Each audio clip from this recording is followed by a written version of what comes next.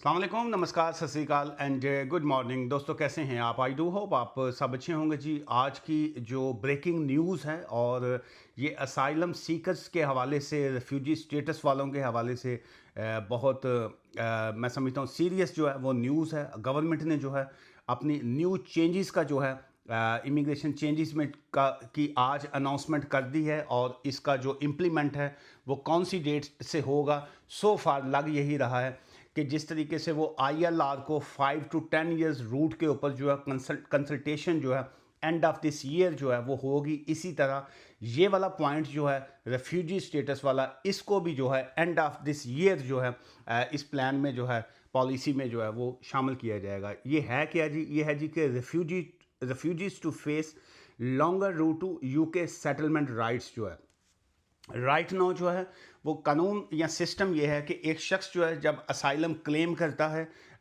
और उसके बाद उसका जब असाइलम एक्सेप्ट हो जाता है तो उसको रेफ्यूजी स्टेटस जो है वो 5 years का दे दिया जाता है। सो वो अब इमिग्रेशन से, होम ऑफिस से वो बिल्कुल डिस्कनेक्ट हो जाता है। जो ही असाइलम क्लेम किया उसका असाइलम एक्सेप्ट हो गया, उसको रेफ्यूजी स्टेटस मिल गया। अब वो 5 साल के लिए आज़ाद है, उसको ट्रैवल डॉक्यूमेंट्स मिल गए। वो जहाँ जहाँ पे उसके ट्रैवल डॉक्यूमेंट्स उसको अलाउ करते हैं वो ट्रैवल कर सकता है।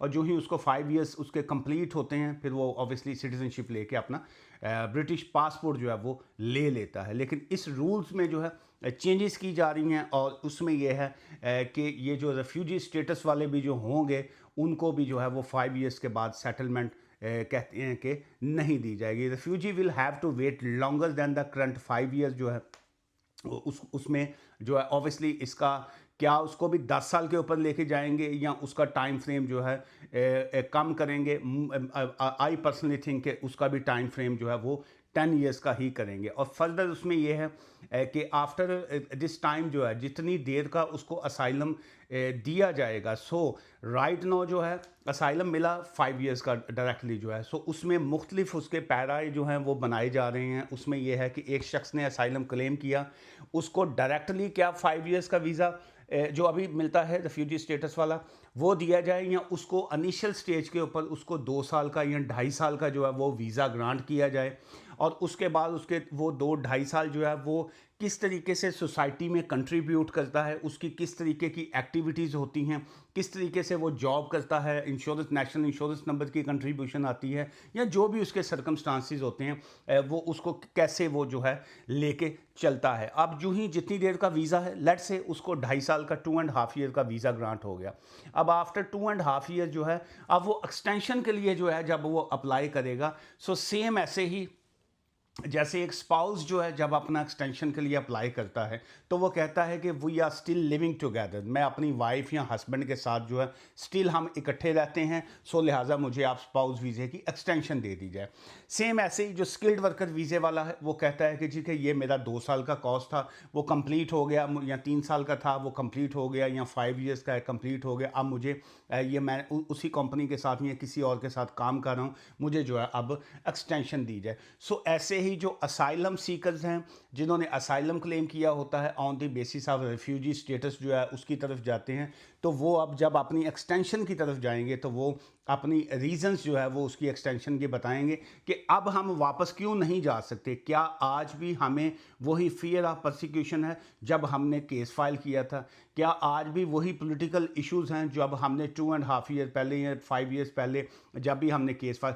अगर किसी के वो और ऑल द टाइम जो है गवर्नमेंट होम ऑफिस जो है वो डिसाइड करेगा कि अब हमने आपको एक्सटेंशन देनी है या नहीं। नंबर वन, क्या आपकी इस असाइलम से हट के भी कोई और रीज़न अगर है यूके में रुकने की? फॉर एग्जांपल मे बी बहुत से लोगों के सर्कमस्टांसिस जो हैं वो चेंज हो जाते हैं।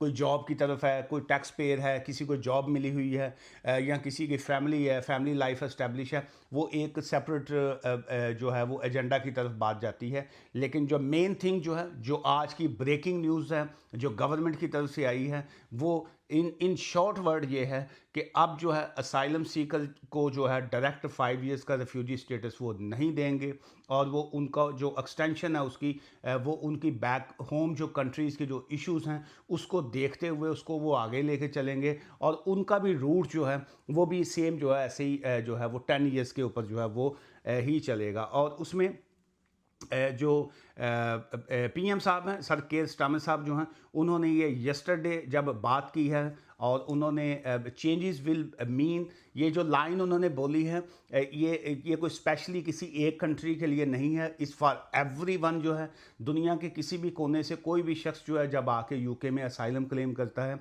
उसके हवाले से उन्होंने कहा है कि there will be a no golden ticket to settling in the UK, people will have to earn it. ये कोई यूके का जो स्टे है वो कोई गोल्डन टिकट नहीं है कि आप कोई भी शख्स यहाँ पे आए, असाइलम क्लेम करे और उसके बाद जो है वो डायरेक्ट रिफ्यूजी स्टेटस ले और उसके बाद जो है लोग पासपोर्ट लेके फिर बैक होम अपने कंट्रीज़ में फिर ट्रैवल कर देते हैं। So people will have to earn it. Earn it mean कि आपको जब स्टेटस यहाँ का देंगे, वीज़ा एक्चुअली देंगे तो उसके बाद जो है आपने you have to earn it, आपने आगे अपनी कैपेबिलिटी जो है वो शो करनी है, आपने बताना है कि आपने क्या सोसाइटी को जो है रिटर्न में दिया है, कितना नेशनल इंश्योरेंस जो एनआई जो है उसकी कंट्रीब्यूशन है, कितना आपने टैक्स पे किया है, कितना आपका क्रिमिनल रिकॉर्ड है, क्या कितनी आपकी इंग्लिश लैंग्वेज की, ये बाकी सारी रिक्वायरमेंट जो हैं वो सेम वैसी होंगी जो आम बाकी सभी वीज़ाज़ के लिए हैं।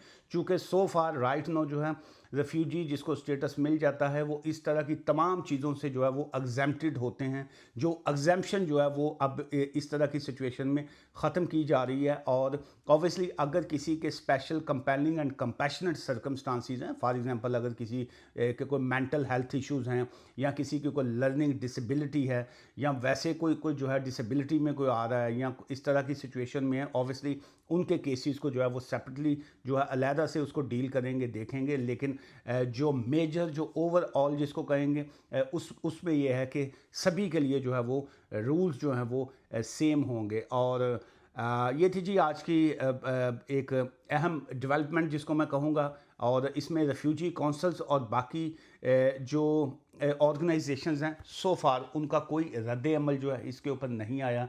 सो फार जो है कोई क्रिटिसिज्म जो है इस पॉइंट के ऊपर अभी तक जो है वो नहीं आई। जो ही इसकी आगे कोई फर्दर इन्फॉर्मेशन आएगी तो फिर मैं आपके साथ शेयर करूंगा। मैं जो है वो ब्रैडफर्ड में ऑफिस है जी, बारी लॉ एसोसिएट, मैं यहाँ ब्रैडफर्ड में होता हूँ। लेकिन जब अपॉइंटमेंट्स बनती हैं तो मैं टाइम टू टाइम जो है बर्मिंघम में भी जाता हूँ। लेकिन ऑब्वियसली ये वॉक इन अपॉइंटमेंट्स नहीं होती, अपॉइंटमेंट्स जो आपको बुक करना पड़ती है। मुझसे मिलना चाहते हो यू आर मोस्ट वेलकम, लेकिन अपॉइंटमेंट बना के कंसल्टेशन फ़ीस जो है वो पे करके फिर आप बिल्कुल मुझसे मिल सकते हैं। दुआ में याद रखिएगा। Take care, bye for now.